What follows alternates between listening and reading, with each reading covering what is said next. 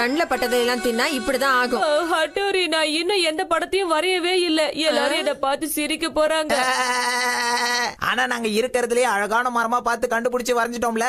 கெமுமாக்கி, இது எல்லாம் ஒன்னாலதான். ரொம்ப வருத்தப்படாத கெனிச்சி. கெமுமாக்கி கூட இன்னும் அவன் படத்தை முழுசா வரைஞ்சு முடிக்கல தெரியுமா? ஆஹா, அவசரத்துல ஆர்வ கோளாறுன்னு நிரூபிச்சிட்டேனே கெனிச்சி.